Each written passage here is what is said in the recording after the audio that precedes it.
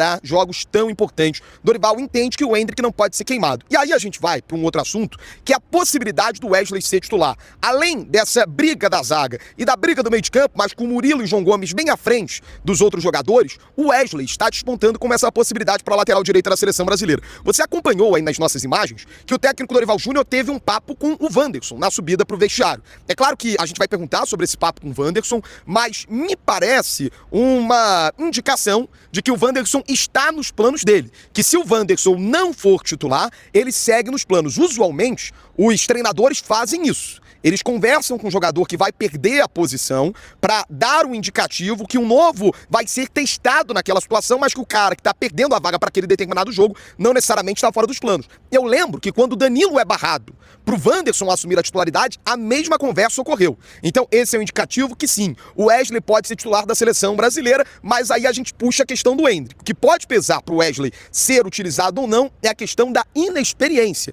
ante um jogo tão importante como esse contra a representação da equipe da Argentina. Então, essa é uma dúvida que foi plantada pelo técnico Dorival Júnior na primeira oportunidade que ele teve de testar o time titular da seleção brasileira. Então, a provável escalação tem Bento no gol, Wesley ou Wanderson na lateral direita, Marquinhos, Murilo e Guilherme Arana, o meio de campo com o André, João Gomes, Matheus Cunha, o ataque com a presença do Vinícius Júnior, do Rafinha e do Rodrigo, esse quarteto que vai ter a missão de produzir com volume e no bom nível contra a representação da Argentina. E aí eu tô vendo um Dorival Júnior ousado para enfrentar a Argentina no Monumental de Nunes. E aí, diante desse cenário, né, por si só a rivalidade faz o jogo valer muito, eu imaginava que o Dorival Júnior seria mais prudente talvez não seja a palavra, seria mais precavido ao não fazer modificações que eu acho que estavam pedindo passagem aí pelo que foi o duelo contra a Colômbia. E o Dorival vai sim fazer as mudanças. Serão no total 6 mudanças.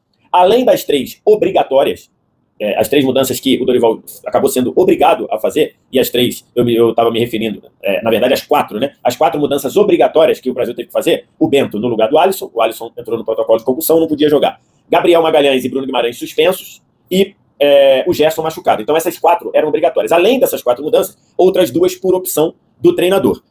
E aí quais foram as mudanças? Bento no lugar do Alisson, no gol.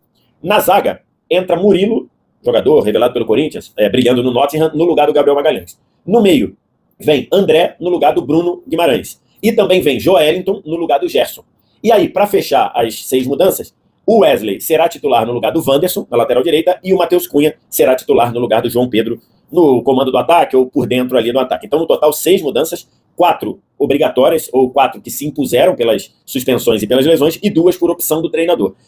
Dessas 6, eu achava que 2 não aconteceriam. E não aconteceriam por um aspecto, como eu disse, conservador do Dorival Júnior. Eu concordava com a entrada do Wesley e do Murilo. Eu achava que os 2 deveriam começar jogando, mas achava que isso não aconteceria pelo contexto de pegar a Argentina no Monumental de Nunes. Então, eu achava que, pelo que foi o jogo contra a Colômbia, o Wesley pediu passagem. Mas eu achava que o Dorival não ia trocar o Wesley o Wanderson pelo Wesley, por ser um jogo que seria a estreia do Wesley como titular dentro do Monumental de Nunes. E a mesma coisa, eu achava que o Murilo não começaria jogando, eu achava que o Dorival ia botar o Léo Ortiz, que já tem mais rodagem de seleção até, no lugar do Gabriel Magalhães, e ia trocar o Marquinhos de lado, embora o Léo Ortiz também pudesse jogar. Eu achava que isso ia acontecer, mas não. Dorival deixou o jogo seguir, deixou o campo falar. Murilo vive uma fase maravilhosa no Nottingham, já faz e bota o Murilo. Ah, mas é a estreia dentro do Monumental de Nunes contra a Argentina. E daí?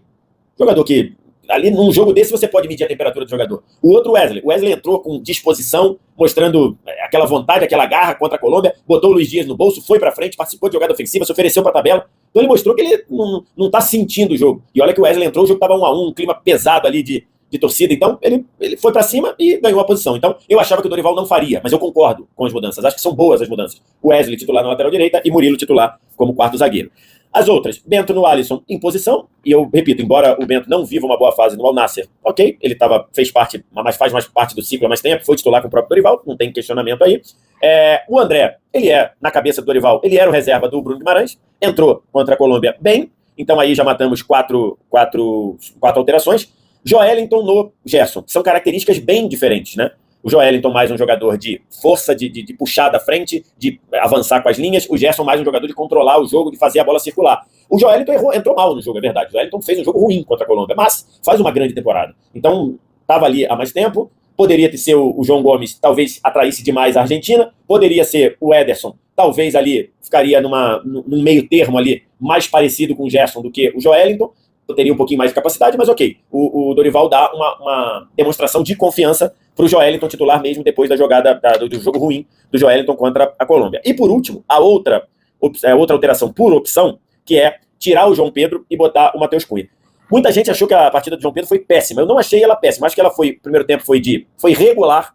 Se você for um pouquinho, se as tuas notas são niveladas mais pro alto, né? Talvez até um bom no primeiro tempo. Acho que ele se movimentou muito, participou das jogadas, criou jogada, puxou, se deslocou para receber a bola nas costas da zaga. No segundo tempo, de fato, o João Pedro caiu muito de produção até ser substituído.